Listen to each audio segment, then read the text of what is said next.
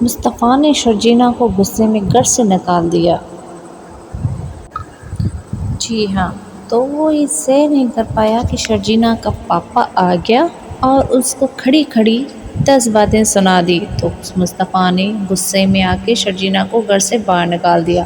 شرجینا روتے ہوئے سسکتے ہوئے یہاں سے چل گئے کہ میں نے تمہیں اتنا زیادہ ساتھ دیا اور تم مجھے کسی اور کی باتوں سے مجھے گھر سے نکال رہے ہو۔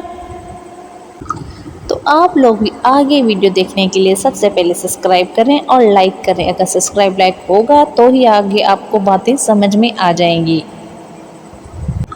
تو شرجینا بیچاری چلی جاتی ہیں اور مصطفیٰ بہت یاد کرتا ہے شرجینا کو، لیکن مصطفیٰ ایسا غصے میں آ جاتا ہے نا، ایسا غصے میں آ جاتا ہے کہ اب میں ان کو پیسے کما کے دکھاؤں گا اور اتنا امیر ہو کے دکھاؤں گا، پھر میں شرجینا کے پاس جاؤں گا اور پھر شرجینا کو بولوں گا دیکھو میں تمہارے لیے امیر بن گیا ہوں، اب تم میرے پاس آؤ۔ لیکن اس وقت شرجینا اس سے غصہ کرے گی کہ مجھے تم سے چاہیے، مطلب مجھے تم چاہیے، تمہارے پیسوں سے مجھے کوئی نہیں تھا، لیکن تم نے مجھے خود سے دور کر کے پیسے کو ترجیح دی ہے، میں تمہارے ساتھ اب نہیں رہ سکتی، اب میں خوش ہوں اکیلے۔ لیکن اس پہ مصطفیٰ نے کہا کہ یہ شرجینا تمہارے لیے تھا کہ میں تمہارے لیے امیر بنوں، تمہیں خوش رکھ سکوں، کیونکہ آج کل جو ہے وہ پیسوں کا دور ہے، جس کے پاس پیسے ہیں اسی کی لوگ عزت کرتے ہیں، اب تمہیں رباب سے بھی ڈرنے کی ضرورت نہیں ہے، میں اتنا پیسہ کما چکا ہوں کہ رباب کو بھی خرید سکتا ہوں۔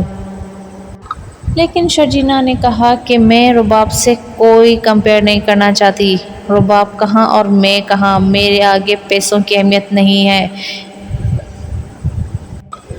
لیکن مصطفیٰ شرجینا کو منا لیتا ہے اور ادھر عدیل اپنے ماں باپ کو اپنے گھر لے کر جاتا ہے کہ اکیلے کیسے رہیں گے بیچارے، اور وہاں رباب لندن سے آ کے اس کے ماں باپ کو دھکے دے کر باہر نکالتی ہیں کہ اب میرا مقصد تو پورا ہو گیا، مصطفیٰ اور شرجینا گھر سے الگ ہو گئے، اب مجھے ان سے زیادہ بات چیت کرنے کی ضرورت نہیں ہے کہ عدیل کا پاپا اب عدیل کی مما میرے گھر رہیں، نکلو یہاں سے، دھکے دے کر نوکروں کے ہاتھوں سے اس کو باہر نکالتے ہیں۔